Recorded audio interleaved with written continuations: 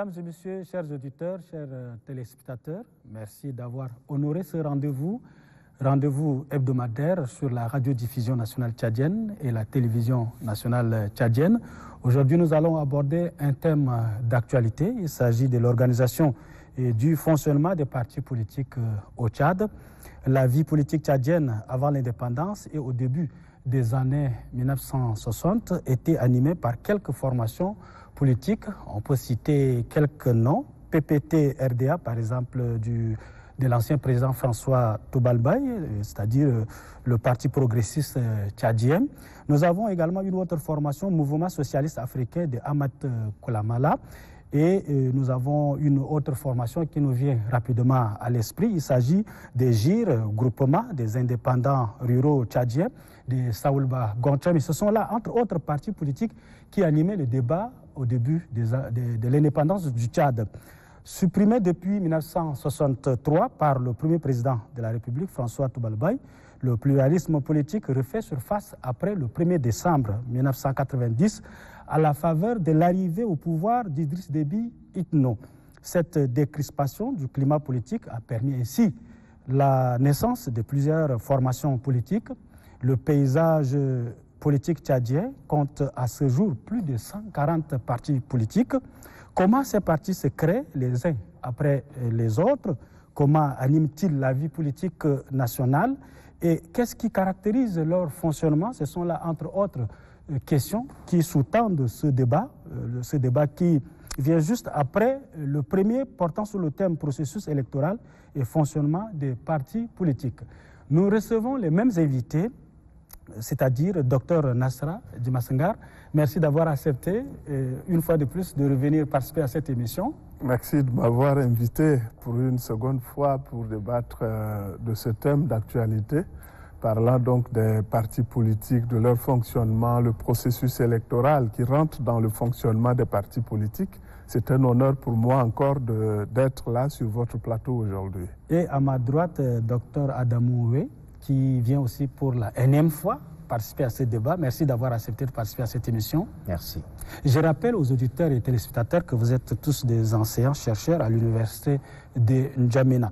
Alors, la scène politique tchadienne remplie par des partis politiques, plus de 140, c'est bon, c'est de trop? Non, je ne dirais pas que c'est de trop parce que les partis politiques sont un mécanisme en même temps de la recherche de la conquête du pouvoir, un mécanisme de formation du corps, formation du cadre pour la gouvernance du pays, pour la gestion de la chose publique. C'est aussi, ils sont également aussi les moyens efficaces de l'application de la démocratisation. Je ne parlais pas de la démocratie, de la démocratisation, parce que c'est un processus. Oui, de notre société. Oui, de notre société. Les partis politiques jouent un rôle important, fondamental, dans l'équilibre du pouvoir. Donc, je ne parlerai pas que c'est de trop, ou encore c'est de moins. Il n'y a pas de statistiques claires dans aucun pays au monde. On limite le nombre de partis politiques. Et le nombre de partis politiques ne peut pas être limité dans la mesure où si ces partis politiques sont objectivement créés pour la conquête du pouvoir et non simplement pour l'influence, pour influencer la répartition des pouvoirs. Et s'ils sont créés pour influencer la répartition des pouvoirs, c'est aussi la politique. Puisque si on essaie de définir la politique au sens de Max Weber ou encore de Joseph Lapolambara et Mylon Weirer qui considèrent que les partis politiques sont des entreprises à la conquête du pouvoir et à l'influence du pouvoir.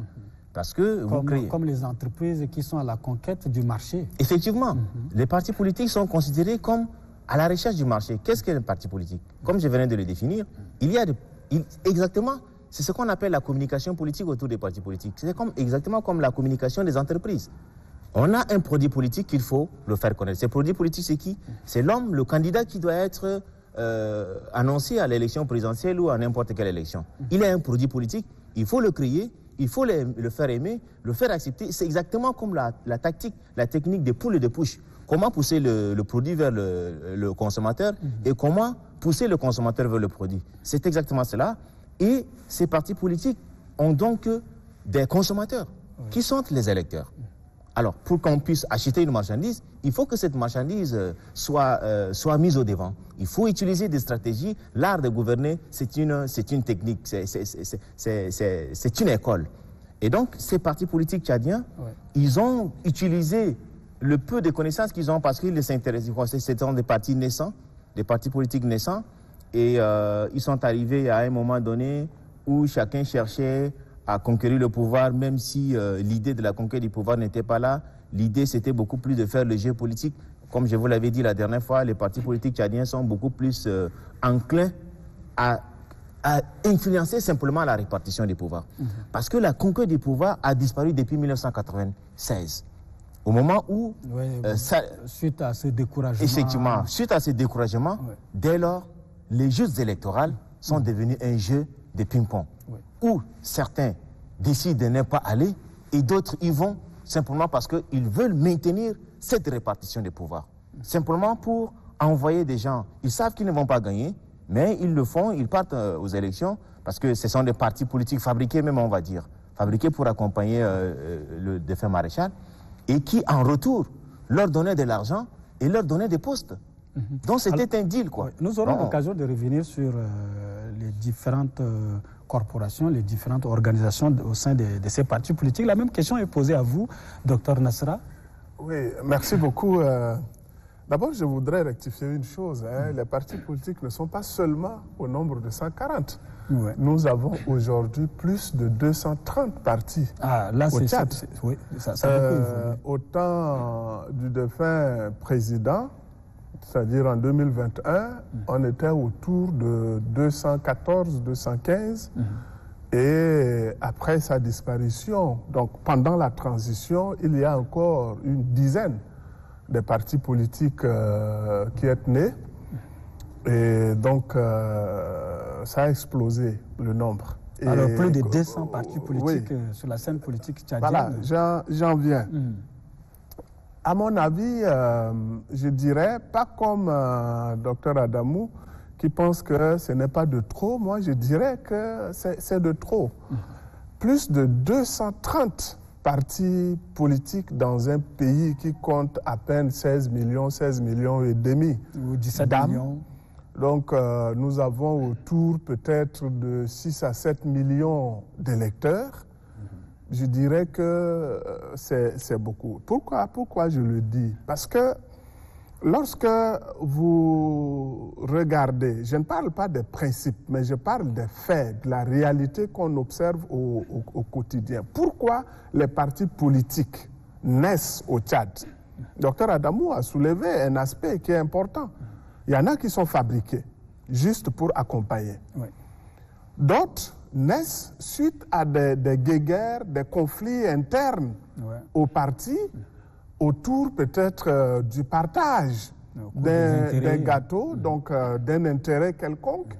Le président du parti, par exemple, a reçu de l'argent, un financement qu'il n'a pas partagé avec les autres membres du bureau. Un membre du bureau voulant être candidat à une élection législative dans une circonscription, le président du parti trouve qu'il n'est pas le candidat idéal et il a décidé d'investir un autre candidat. Ça fait clash entre eux et il faut se séparer pour créer son propre parti. Ça permet de s'affirmer, ça permet de négocier. Et la raison fondamentale qui a explosé le nombre de partis politiques au Tchad, c'est d'abord le financement des partis politiques où chaque année, entre-temps, cette disposition, cette réalité a disparu. Mais jusqu'en 2015, chaque année, les partis politiques recevaient un financement de 5 millions. Tu as un parti politique, que tu aies des militants ou non, tu as droit à 5 millions de francs CFA pour le fonctionnement. Chose normale. Si nous sommes dans une vraie démocratie avec un fonctionnement contrôlé des partis politiques qui sont représentatifs sur le terrain, le problème alors que certains se trouvent dans le sac de leur président. Voilà. Un individu qui n'a que sa propre personne. Il n'a pas un siège. Et il n'a pas de siège, voilà. Et il se retrouve avec 5 millions. Alors que lorsqu'on regarde le revenu du Tchadien lambda, il y en a qui travaillent, mais qui ne totalisent pas 2 millions ou 3 millions à la fin de l'année. Leur salaire mensuel multiplié par 12 n'atteint pas 5 millions. Ils se retrouvent à la tête d'un parti politique où ils se retrouvent avec 5 millions à la fin, chaque année. Ils trouvent que c'est une aubaine. Alors, 5 millions, on fait un petit calcul, 5 millions fois 200 quelques, vous voyez, c'est des dépenses énormes autour de 2 à 3 milliards. Oui, l'État tchadien. Voilà, pour l'État tchadien par an. Donc, la raison de la multiplication de ces partis politiques m'amène à dire que 200 partis politiques au Tchad, ça n'est de trop. Peut-être qu'on va arriver à leur fonctionnement et tout, oui, très mais déjà, parce que, d'abord, pourquoi un parti politique est créé? Dr Adamou l'a dit, c'est pour la conquête du pouvoir. Oui. Mais on va conquérir le pouvoir sur la base d'une idéologie. Maintenant, les grands penseurs politiques regroupent les partis politiques en 3 ou en 4 catégories que je ne vais pas citer, mais au hasard comme ça, on peut parler des démocrates, des sociodémocrates, des républicains. Il y en a qui s'inscrivent dans la préservation, par exemple, de l'environnement, donc je ne sais pas, les verts et autres. Donc, il y en a qui... Les partis politiques sont catégorisés de cette manière-là pour leur fonctionnement. Maintenant, est-ce que tous ces partis politiques qui existent au Tchad s'inscrivent dans une idéologie donnée? Lorsque vous prenez les textes de base de chaque parti politique, oui, il y a un choix qui est opéré. Mais ce choix qui est opéré, lorsque vous prenez même le chef du parti, le président du parti, votre parti, par exemple, se dit républicain. Qu'est-ce que c'est qu'un parti républicain? Qu'est-ce que cette idéologie-là véhicule? Personne. Celui-là ne sera pas en mesure de vous expliquer très clairement ce que poursuivent les républicains sur la scène politique. Donc finalement, ces idéologies-là disparaissent et ce n'est que normal parce qu'en Afrique et principalement au Tchad, on a des problèmes récurrents qui sont là. Voilà, au quotidien, les gens ont besoin de manger. Les gens ont besoin de se loger. On va résumer ça, la pauvreté. La pauvreté qui est là. Donc, les partis politiques sont nés pour proposer des solutions concrètes à ces genres de situations qui se posent au quotidien aux gens. Mais les grands pays comme les États-Unis, la France et autres, qui ont déjà réglé ces problèmes de base. Maintenant, ils sont dans les idées. Et celui qui adhère à un parti politique adhère en fonction de ses aspirations, de l'idéologie, de ce qu'il poursuit dans la vie, en plus de ce qu'il a déjà. Mais chez nous, nous sommes encore sur ce qui est basique. Comment faire pour trouver à manger? Donc, je crée un parti, je propose aux gens, quand moi je vais accéder au pouvoir, je vais construire des routes, je vais vous donner l'électricité, je vais augmenter le salaire. Donc, tous les partis politiques se retrouvent en train de proposer pratiquement les mêmes choses aux électeurs. Sans toutefois être pertinent dans certaines propositions par rapport à ce que nous vivons au quotidien. Nous aurons l'occasion de revenir plus en détail sur ce que nous vivons sur la scène politique tchadienne actuellement. Mais faisons un tour en arrière. Essayons de parler un peu de quelques partis politiques qui existaient avant l'indépendance. Nous avons cité quelques noms.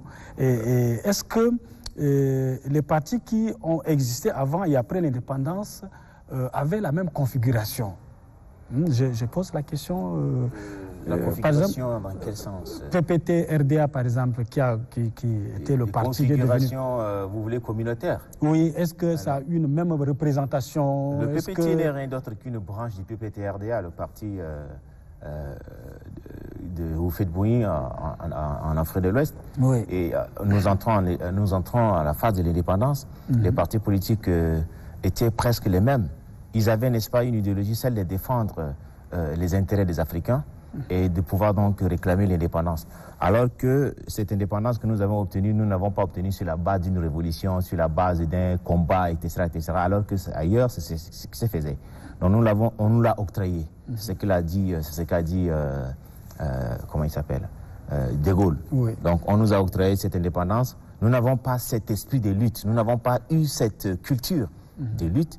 Et PPTRDA, Parti progressiste républicain du Tchad, qui n'est d'autre que la branche du PPTRDA, Parti républicain africain, un truc comme ça. Oui. Et donc, on retrouve un peu partout. Même oui, en on Côte retrouve d'Ivoire un peu partout. Et Houphouët Boigny qui était le chef-d'œuvre de cette branche-là. Alors, c'est une branche africaine qui se retrouve au Tchad. Et je vous rappelle que le jeu démocratique était tellement puissant à l'indépendance. Parce que ces partis politiques défendaient des intérêts. Ils n'étaient pas des partis communautaires. C'était des partis qui défendaient, et à l'hémicycle parlementaire, il y avait à tout moment de l'instabilité institutionnelle. On renversait à tout moment. Ils étaient actifs. C'était des gens qui n'avaient pas trop de niveau, mais ils comprenaient déjà le phénomène politique. Oui, le GIRT qui regroupait particulièrement les leaders traditionnels. Oui. Et donc, ces gens défendaient des valeurs. Ils défendaient des valeurs, ils défendaient des causes, et l'institution parlementaire, dont le président de la République qui était responsable devant le Parlement, était complètement mise à tout moment en jeu. Et donc, c'est ça qui a entraîné la plupart des cas, comment on appelle ça, l'interdiction du pluralisme politique, parce que le président se sentait à tout moment menacé, il sentait que son pouvoir était menacé à tout moment. Il fallait donc rompre avec ce partage de pouvoir, il fallait donc rompre avec cette institution, et c'est pour ça, pour la rompre, il faut donc interdire le pluralisme politique et promouvoir un parti politique unique. Et c'est qui va donc mettre du feu à l'huile ou bien sur la cendre. L'instabilité politique qui va commencer, qui va s'installer. Et du coup, on va rentrer dans une phase tumulte de notre histoire qui va donc conduire à sa mort finalement. Et parce que la dictature a pris le devant sur la démocratie qui était au départ. Et donc, ces partis politiques étaient complètement mouvementés. Ces partis politiques n'étaient pas dirigés par des personnes qui avaient au moins un background un peu élevé, mais ils comprenaient déjà ces jeux-là. Et donc, il fallait interdire. Et Gata Tomanba, comme vous le savez, il avait trop peur de mourir, et il voulait donc tirer sur tout le monde, et il a fait arrêter tout le monde, et ça a conduit à sa mort. Mais maintenant que nous sommes entrés en 1990, laissant la phase dictatoriale du Sénébré, nous sommes arrivés en 1990 avec l'arrivée. Oui, mais on ne peut pas passer sous silence l'UNIR, l'époque de l'UNIR. Est-ce que ce n'était pas un parti politique? C'est un mouvement? L'UNIR n'est rien d'autre qu'un mouvement. Ce n'est pas un parti politique comme on l'entend. Les partis politiques sont créés sur la base. Mais c'était à l'image du parti PPT-RDA lorsque le multipartisme a été supprimé. Le multipartisme a été supprimé. Et ce parti n'était rien d'autre que le PPT. Ils ont changé simplement de nom. Ils ont ajouté... ils ont seulement enlevé le PPT-RDA, ils ont simplement mis le PPT, Parti progressiste tchadien. Et donc, ça restait, les textes de ces partis restaient. C'est le nom simplement qui a changé, mais les textes sont là. Alors que l'UNIR n'a pas été créé par des textes, je ne sais pas, est-ce qu'il y a des textes qui régissent le fonctionnement, est-ce qu'il y a des textes des partis politiques qui ont été mis en place au départ? Il s'en avait créé un mouvement de conscientisation, un mouvement de prise de conscience des Tchadiens, et un mouvement, on va dire, de culte de la personnalité. C'est plutôt un mouvement qu'un parti politique. Alors, docteur Nasra, est-ce que vous êtes d'avis que les anciens partis avaient des leaders qui n'ont pas trop de niveau, mais le combat a été rude? Et est-ce que après le coup d'État de 1975, la guerre civile et l'arrivée au pouvoir de Hissène Habré, la création de l'UNIR, est-ce que l'UNIR ne représentait pas un parti politique, même si c'est un parti unique? Oui, d'abord il faut repartir en arrière. Oui. Juste au lendemain des indépendances, ou même avant les indépendances, parce que ces partis avaient existé. Oui, il y a eu quand même voilà, à partir de 1958, des élections. Déjà, il y a eu donc, des débats politiques. Et comme nous l'avions dit, c'est des partis qui sont à l'image de ce qui existait déjà en France. Ouais. Voilà. Donc, d'abord, les Tchadiens n'étaient pas des Tchadiens encore à l'époque. Ouais, c'était des Français. C'était des Français. Ouais. Donc, c'était une transposition de la politique française sur le territoire, donc la suite du territoire français, donc qui va devenir par la suite le Tchad. Donc, il y avait, ces partis représentaient effectivement des idéaux qu'ils avaient importés de la France. C'est pour ça qu'on va retrouver le PPT, donc Parti progressiste, on va retrouver l'Union démocratique tchadienne, on va retrouver le Parti socialiste africain et autres. Donc, ces partis sont nés sous donc, ces idéologies existantes. Donc, ces partis se battaient pour ça. Donc, les autres, forcément, devaient s'inscrire dans l'opposition contre le PPT, qui était devenu, donc, à partir de 1960, le parti présidentiel. Et ça freinait le développement.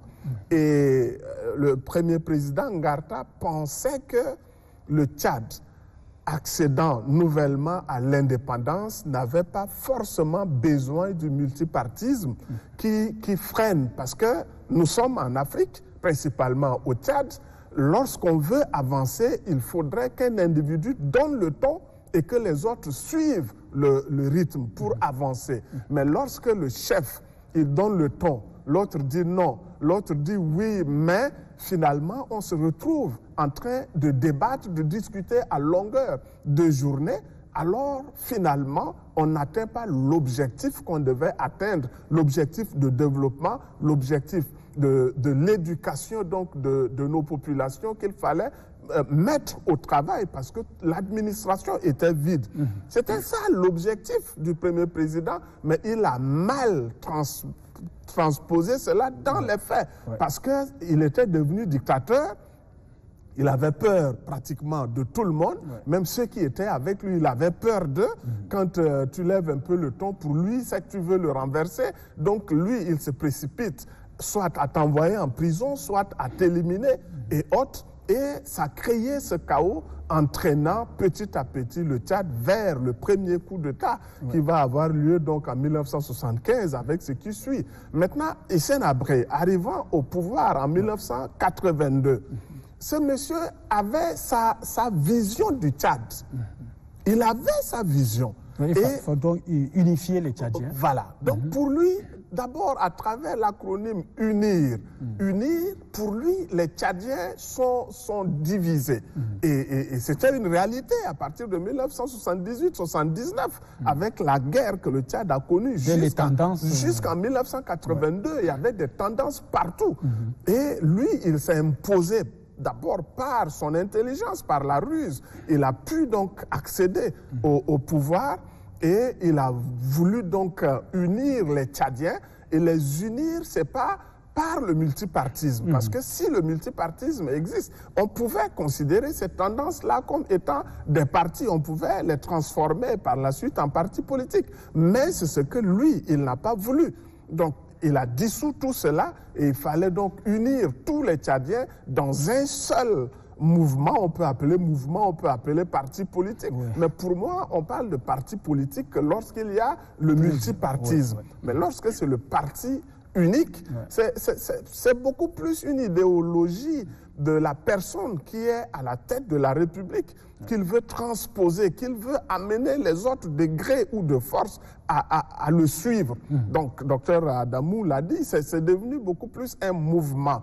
Donc, il fallait conduire les Tchadiens, une fois de plus, vers un objectif. Malheureusement, il est tombé aussi dans le piège du premier président Ngarta en devenant un dictateur. Pour lui, si tu n'es pas avec lui, tu es contre lui. Si tu as une voix discordante, c'est que tu es contre lui et il doit frayer le chemin, même sur le roc, il l'a dit. Voilà. Donc c'est à partir de là qu'on va lui reprocher tout ce qu'on lui a reproché jusqu'à ce qu'il soit expulsé donc, du pouvoir à partir donc, de 1990. Nous allons évoluer donc dans le débat. Nous passons à l'étape suivante. Depuis 1990, vous l'avez si bien dit, jusqu'à aujourd'hui, nous avons donc une multitude, pour ne pas dire plusieurs centaines de partis politiques qui fonctionnent. Et comment ces partis se créent-ils? Les partis politiques se créent sur la base d'une source d'une source, et cette source, c'est le droit. C'est d'abord le droit constitutionnel et qui permet donc aux partis politiques de se créer, aux Tchadiens qui veulent participer activement à la gestion de la chose publique, qu'ils créent leur parti politique. Donc c'est dit que les partis politiques participent à la gestion de la chose publique. Donc c'est une source constitutionnelle qui est donc la loi fondamentale qui autorise aux citoyens tchadiens voulant participer à la politique de créer des partis politiques. Et cela est accompagné par les chartes des partis Vous êtes des politiques. constitutionnalistes. Est-ce que cette loi a placé un peu de garde-fous, posé des conditions pour la création de ces partis parce que n'importe qui peut se lever? Il n'y a aucune condition. Il n'y a aucune condition. Est-ce que vous pensez, quel est votre jugement? La Constitution, elle ne décrit que les règles générales. Il appartient à l'État de mettre en place des lois pour organiques, encadrer la création et le fonctionnement des partis politiques. Et c'est pour cette raison que je disais que la source, elle est constitutionnelle. Il y a aussi les lois qui donc permet aux citoyens tchadiens, dans la charte des partis politiques, qui permet aux citoyens tchadiens de créer les partis politiques avec des conditions de création et non des conditions de fonctionnement. Vous voyez? Maintenant, si on trouve qu'il y a une pluralité de partis politiques et qu'on voudrait encadrer la création de ces partis politiques en fixant des garde-fous pour ne pas permettre à n'importe quel paysan, à n'importe qui de se lever, créer un parti politique, il va falloir mettre cela dans une loi et non dans une constitution. La constitution, c'est... Puisque les partis politiques, comme je l'avais dit, participent à la gestion de la chose publique.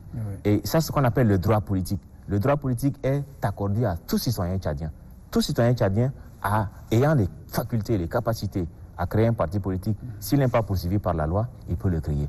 Mais maintenant, lorsqu'on crée un parti politique, comme l'a dit le docteur Nasra, il y a des objectifs. Ces objectifs-là sont ceux de conquérir le pouvoir. Mais lorsque vous-même, vous n'avez pas de capacité de mettre en place une idéologie, alors à quoi ça sert de créer un parti politique si ce n'est pas simplement pour accompagner les autres?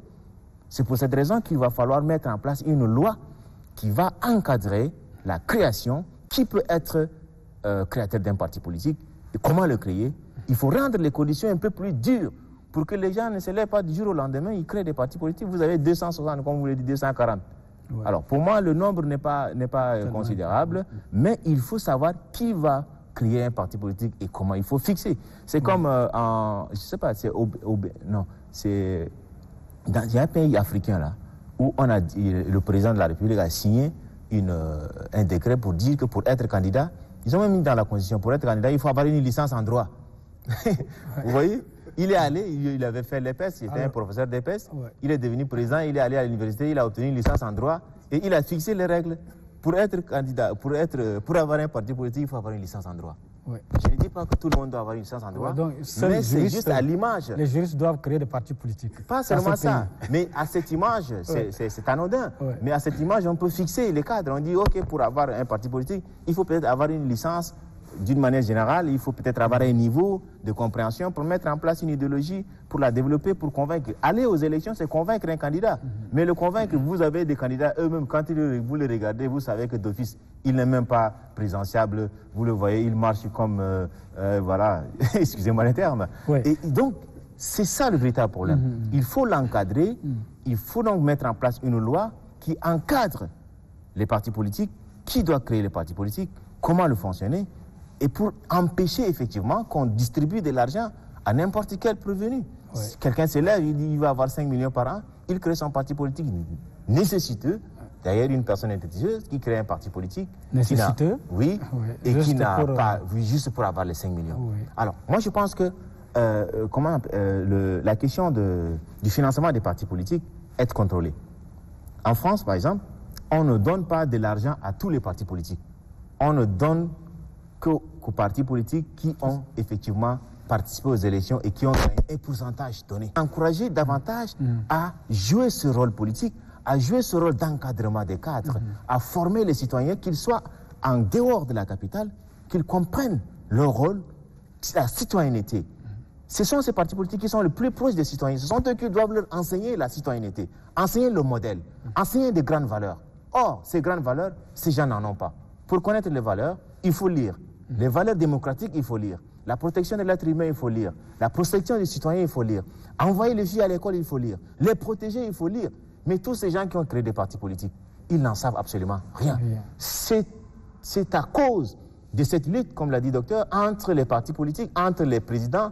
Il a créé son parti, il est devenu le patronyme, il dit que ce parti politique l'appartient. Et si tu ne m'entends pas, si tu ne fais pas comme je le veux, alors tu quittes. Alors, il quitte, puisque pour créer un parti politique, c'est simple. Tu vas envoyer, tu as vraiment, comment on appelle ça, le statut, le règlement, tu as le procès verbal, tu as la liste des candidats, des gens qui sont là, vous envoyez au ministère, exactement comme on crée une société civile, vous envoyez et puis voilà, on vous appelle, on vous écoute, est-ce que, voilà, est-ce que vous allez être contre le MPS? Non, on ne va pas être contre le MPS, bon, ok, allez-y. Vous allez être avec nous quand on va vous demander, on est d'accord. Vous êtes d'accord? Les conditions sont tellement simplifiées et laissent libre cours à n'importe quelle personne de créer son parti? Je dirais oui et non. Parce que je crois que jusqu'aujourd'hui, dans l'histoire politique, à partir de 1990 à aujourd'hui, il y a au moins 3 lois, je pense, portant donc charte des partis politiques.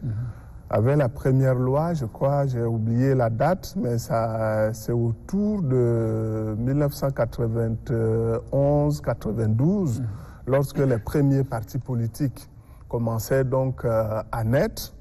Ensuite, il y a eu la loi 03, je crois, de 2009, et dernièrement l'ordonnance 20, je crois, aussi portant charte des partis politiques. Et ces différentes lois ont prévu des conditions pour la création. Je prends les 2 dernières lois. La loi 03 et puis l'ordonnance 0, je ne sais pas si c'est 020 ou 040, portant charte des partis politiques. La loi 03 de 2009 a mis des conditions pour la création des partis politiques. Ces conditions, c'est quoi? Il faut, pour créer un parti politique, il faut avoir au moins 3 représentants par région. Entre-temps, c'était des régions.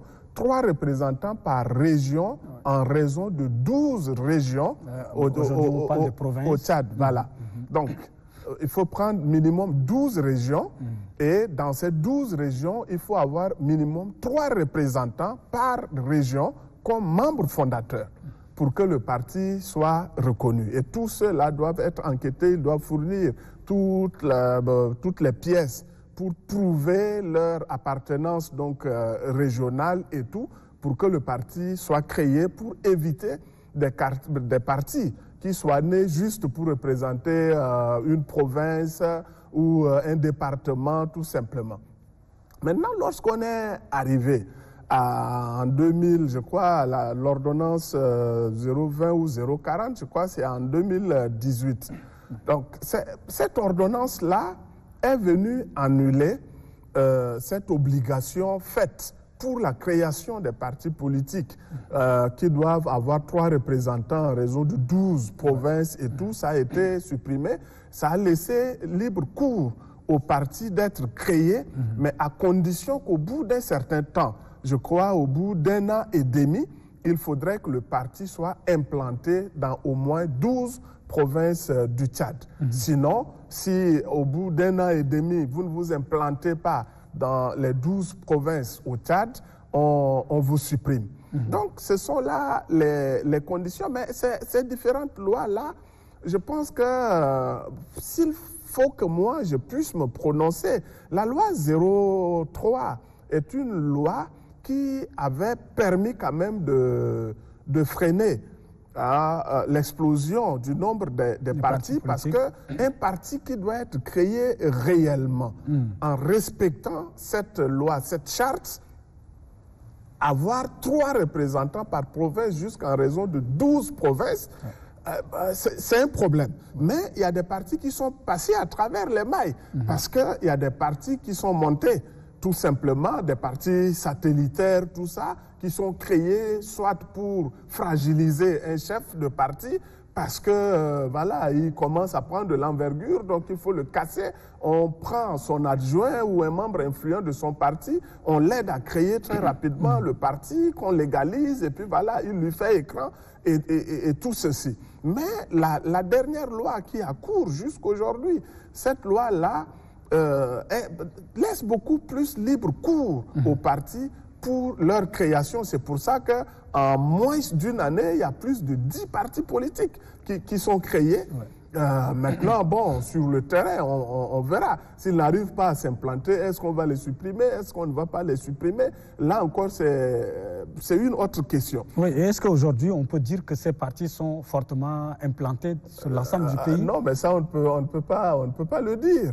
On ne peut pas le dire parce qu'aujourd'hui, vous qui constatez... Si vous citez les noms de certains partis politiques qui existent, même ici à N'Djamena, il y a des gens qui, lorsque vous prononcez le nom de ces partis-là, ils ne connaissent même pas.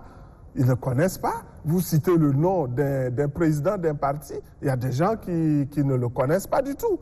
Donc, je pense qu'il y a un travail à faire. Ouais. Si moi, on me demandait de faire une proposition, c'est de créer des grands regroupements de partis sur la base sur la base idéologique ou sur la base des affinités, puisqu'en politique, l'affinité aussi compte. Ouais. Mais de manière à ce qu'il faut réduire jusqu'à 10, bon, peut-être ce que je dis est aléatoire parce que ce n'est pas légal, mais diminuer au maximum et qu'à l'intérieur, ce n'est pas la suppression des partis que je propose, mais le regroupement de ces partis-là dans ces grandes entités et qu'à l'intérieur, ces partis-là se font la concurrence. À partir de leur regroupement, s'il faut par exemple aller à l'élection présidentielle, ces partis seront obligés d'organiser des élections en leur sein pour avoir un candidat qui se dégage et celui-là sera présenté maintenant à l'échelle nationale. Donc, de façon efficace. Exactement. Est-ce que vous êtes d'avis, docteur? C'est déjà dit dans la Constitution. On dit que les partis politiques ou les regroupements des partis politiques... Oui, est-ce que pratiquement ça se fait maintenant? Sinon, est-ce que cette proposition semble être intéressante? Ça c'est du ressort des partis politiques qui peuvent s'organiser comme ils l'entendent. La loi dit que un parti politique ou le regroupement des partis politiques peuvent se présenter. Donc si les partis politiques s'entendent... Oui, pour des raisons d'efficacité. Ils peuvent s'entendre et organiser des primaires comme ça se fait en France. Organiser des primaires aux États-Unis, un peu partout dans les pays occidentaux, ça se fait. Vous organisez des primaires et vous ressortez un candidat et vous l'accompagnez. Alors qu'ici, ça ne peut pas marcher. Pourquoi ça ne peut pas marcher? Est-ce qu'il n'y a pas de partis politiques qui ont les mêmes idéologies? Ce n'est pas une question d'idéologie, c'est une question d'intérêt. Tous ceux qui ont un parti politique ici au Tchad ne veulent jamais laisser la possibilité à un d'être candidat. Pourquoi? Parce que chacun veut être président, alors qu'ils savent qu'ils ne peuvent pas être président. Seuls vous ne pouvez pas. Parce qu'ils n'ont pas les moyens d'avoir un matériel. C'est pourquoi les tentatives de regroupement ont toujours échoué parce qu'à l'intérieur, ils ne s'entendent pas. Imaginez les élections qui se sont déroulées, les gens se sont entendus, et puis finalement, Saleh Kebzabo avait perdu, et après, il se retrouve, il dit non, ces militants disent il faut qu'ils se présentent. Mais ce ne sont pas les mêmes militants qui lui ont demandé d'aller se présenter. Ils ont tenté de se regrouper. C'était 10 partis politiques, si je ne m'abuse. 10 partis politiques, et finalement, c'est Bongoro Théophile qui en sort gagnant. Et les autres se rétractent, ils disent non, ils vont aller. Vous imaginez une chose pareille? Parce qu'il a raté, simplement parce qu'il n'avait pas été prisé. Et quand vous tentez une chose plusieurs fois et que vous avez connu de l'échec, l'échec n'est pas un mal en soi. Il faut revenir. Et s'ils avaient accepté, voilà une tentative de regroupement des partis politiques qui a échoué. Pourquoi? Parce que chacun veut être président. Chacun veut gagner. Chacun veut avoir de l'argent personnellement. Chacun veut influencer la scène politique. Est-ce que tu peux apporter une nuance, tout simplement, est-ce que c'est possible, au regroupement tel que moi je l'entends? Parce que là, vous évoquez les regroupements volontaires. On se retrouve, parce qu'on est à l'approche des élections. On se dit, mais est-ce qu'on ne peut pas se regrouper? Parce que là, on est en train d'aller au dialogue. Donc, pour que notre voix soit entendue au dialogue, nous sommes 10, il faut qu'on s'accorde et puis on va. Sans aucune règle coercitive. Mais ce que je dis, si c'est un regroupement avec des règles de fonctionnement et que les textes de la République... Cela veut dire que les partis peuvent accepter de se diluer. Voilà, c'est ce que j'entends. Par exemple, quand vous allez en France, vous prenez les écologistes, par exemple, ce n'est pas un seul parti. Quand vous prenez les républicains, ce n'est pas un seul parti. Quand vous prenez les socialistes, ce n'est pas un seul parti. Mais ces partis qui sont regroupés sous ces appellations-là, à l'approche surtout des élections présidentielles et même des législatives, ils sont obligés, pour désigner un candidat, ils sont obligés de passer par les primaires. Si déjà il n'y a pas d'entente, plusieurs veulent être candidats, comme c'est le cas chez nous. Chez nous, vous pouvez être dans un regroupement. Mais si 2, 3 veulent être candidats, ils peuvent se présenter. Et même le parti au pouvoir, pour casser un candidat qui peut faire le poids, suscite encore des candidats en leur payant, par exemple, des cautions, en leur donnant un peu de moyens pour la campagne, tout ça, tout simplement pour émietter les voix, pour décourager les électeurs. Est-ce que cela est possible quand on prend le cas du Tchad, les réalités tchadiennes? Non, mais les réalités tchadiennes ne permettent pas cela parce que la réalité, pour moi, c'est quoi? C'est la loi. Cette loi n'existe pas, qui contraint les partis à être dans un regroupement. Cette loi n'existe pas. On ne peut pas contraindre les partis politiques à être dans un regroupement. Pourquoi? Parce que je vous ai dit tout à l'heure que la Constitution dit que les partis politiques, un parti politique peut aller aux élections, tout comme un regroupement de partis politiques. Oui, tout comme les individus. Oui, tout comme les individus. Oui, surtout quand il s'agit des élections présidentielles. Oui, la question de regroupement des partis politiques ne peut pas être inscrite dans le sens de la cohésion que les partis politiques ayant les mêmes idéologies. C'est quoi une idéologie? Non, les idéologies ne sont rien d'autre que la valeur que les partis politiques partagent dans le cadre de la gestion de la République. Quand vous donnez les exemples de la France, le Parti socialiste est un parti, ce n'est pas une multiplicité de partis qui ont fait le Parti socialiste. C'est un parti. Mais maintenant, les socialistes, quand on dit les socialistes, c'est comme on dirait, je peux choisir un parti politique au hasard, on dirait les fédéralistes, comme Yolongar par exemple, on dit les fédéralistes. Mais quand on dit le Parti socialiste, c'est un seul parti. Mais lorsque ces gens partent aux élections, ils sont obligés de faire alliance. C'est ce qui a été fait même tout récemment avec UDI, où ils ont présenté un candidat finalement qui n'a pas gagné. Donc ici au Tchad, il y a déjà un cadre qui permet aux partis politiques de se regrouper. Mais d'ailleurs aussi, docteur Nasra, vous savez que la question des partis politiques est une question de liberté. Donc déjà, une loi ne peut pas contraindre les partis politiques à adhérer dans un même... On ne peut pas organiser. Il n'y a pas une idéologie. On ne peut pas organiser vous avez un parti politique, vous ne partagez pas les mêmes idéologies que les autres. Donc les autres, par exemple, vous n'êtes pas un fédéraliste, vous allez faire comment? Donc déjà, c'est une organisation des chefs des partis eux-mêmes qui s'entendent à perdre leurs intérêts personnels au détriment de l'intérêt collectif. En désignant un seul candidat, comme je disais tout à l'heure, les élections de 2021, avant que le président ne meure, il y avait une coalition, une tentative de coalition, comme on venait de le décrypter, qui a échoué. Vous voyez? Qui a échoué. Et ça a toujours échoué. C'est depuis 1996. 1996, avec les élections où il y a eu une tentative de coalition contre Idriss Déby, mais finalement, ça n'a pas marché simplement parce que ce sont des intérêts individuels qui sont plutôt au-dessus des intérêts collectifs. Et donc, c'est pour cette raison que j'ai dit que sur la base du droit, on peut le mettre en place, mais ça ne va pas aboutir à une faisabilité. Parce que les partis politiques se sentent être libres d'adhérer dans un groupement ou ne pas l'être. Nous amorçons déjà l'atterrissage, parce que le temps qui nous est imparti reste pratiquement quelques minutes. Et quand on regarde la scène politique tchadienne, est-ce qu'il y a des connotations fédéralistes, socialistes et autres que nous voyons ici? Comment les gens s'affichent? Parce que plus de 200 partis politiques.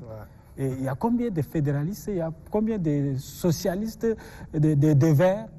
Oui, au Tchad, lorsque vous prenez les textes de base des partis politiques, il y a un modèle. Lorsque vous voulez créer un parti politique, le ministère de l'Intérieur vous propose un modèle qui a été adopté même par la loi. Où il y a des éléments obligatoires qui doivent figurer dans vos textes de base. Donc, c'est la partie où vous devez choisir. Est-ce que vous êtes écologiste? Est-ce que vous êtes fédéraliste? Est-ce que vous êtes socio-démocrate? C'est ces parties-là que vous remplissez, vous optez vous faites votre choix en fonction de cela. Maintenant, est-ce que c'est le cas effectivement dans l'exercice? Si vous regardez ça, dans les textes, il y en a. Aujourd'hui, nous avons plusieurs partis fédéralistes, par exemple. Il y en a aujourd'hui une bonne dizaine de partis qui se réclament du fédéralisme, qui sont d'ailleurs en train de s'organiser pour aller au dialogue, pour faire porter la voix du fédéralisme. Il y a plusieurs partis qui se réclament de la social-démocratie. Il y a d'autres qui se disent républicains. Je crois qu'il y a un seul parti au Tchad que je connais, je peux me tromper, mais qui est un parti vert, qui existe aujourd'hui aussi au Tchad. Maintenant, lorsque vous prenez, parce que ça c'est les textes de base, qu'il faut distinguer de l'idéologie ou du projet politique du parti. Lorsque vous prenez les projets politiques de ces partis-là, je pense que c'est beaucoup plus des copier-coller.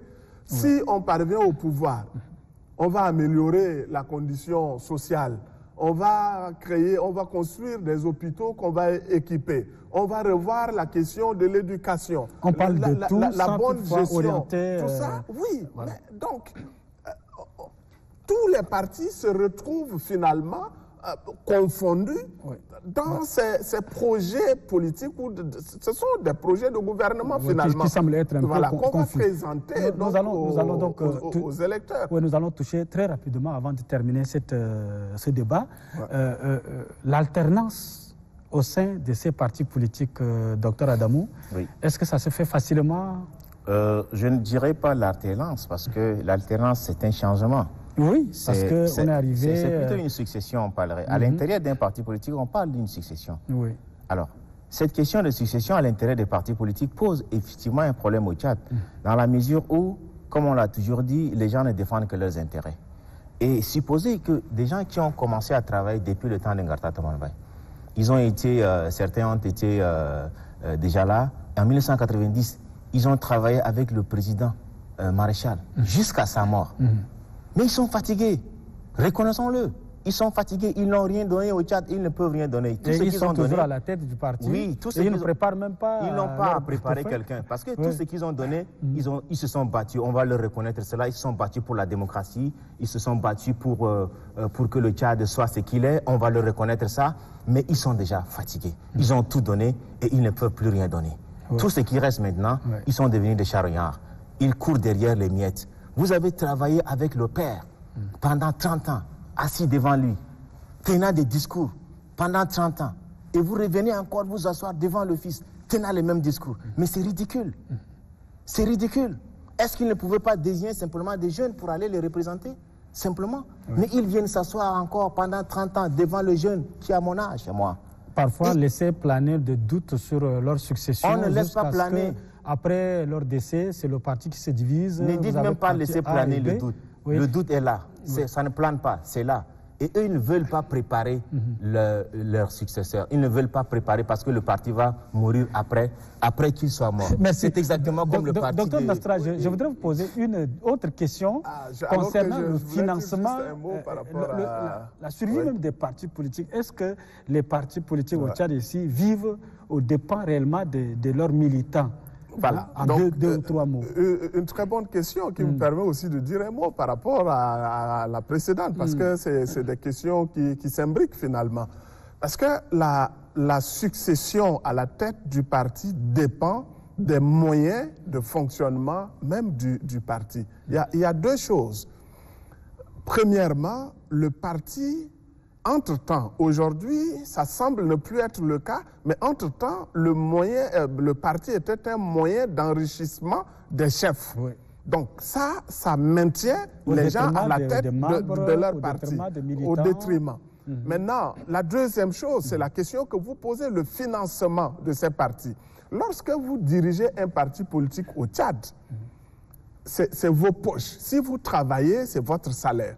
Si vous êtes commerçant, si vous faites des affaires, c'est le produit de votre commerce-là qui doit financer le parti. Si vous ne sortez pas l'argent de votre poche pour financer le parti, votre parti n'existera que sur papier. Tous les militants, bon, tout, c'est trop dire, mais la plupart des militants qui adhèrent au parti viennent pour se faire aider par le chef de parti, sinon viennent pour être placés par le chef de parti à des postes de responsabilité s'il est un parti qui est de la mouvance présidentielle. Mais très peu sont ceux qui partagent l'idéologie du parti, qui viennent mouiller le maillot, comme on le dit, se battre par conviction pour que cette idéologie-là soit partagée par les électeurs et qu'ils accèdent à la magistrature suprême un jour pour traduire cela dans les faits. Très peu sont ceux-là. Donc ça fait que les chefs de parti au Tchad, beaucoup qui n'arrivent plus à faire face aux charges du parti sont obligés d'aller s'aligner derrière le parti au pouvoir. Ils deviennent des griots pratiquement, ou ils deviennent des courtisans pour avoir des moyens de survie, et surtout tout simplement. 3 millions après avoir joué le jeu politique pendant longtemps. Alors que les militaires qui ne font rien, on leur donne des milliards là-bas à Doha pour venir s'asseoir à la table de négociation. Eux, on leur donne des milliards qu'ils acceptent. Le train entre en gare. Nous aurons l'occasion de revenir encore sous un autre angle sur le débat concernant l'organisation et le fonctionnement des partis politiques. Mesdames et messieurs, chers auditeurs, chers téléspectateurs, vous nous avez suivis de bout en bout ce débat riche en enseignement. Et surtout, nous avons beaucoup appris de vous, chers invités, Dr Nasra Djimassengar et Dr Adamou Oué. Je rappelle aux auditeurs et téléspectateurs que vous êtes tous deux enseignants-chercheurs à l'université de N'Djamena, au département des droits et sciences juridiques. Oui. Moi, je suis le chef de département chargé donc, des masters et mon collègue est politiste donc, au département des Sciences Po. Voilà, vous avez bénéficié de leurs connaissances, riches connaissances, mesdames et messieurs. Merci de nous avoir suivis. À moi de vous dire au revoir et à très prochainement sur les antennes de la radiodiffusion nationale tchadienne et la télévision nationale tchadienne. Au revoir.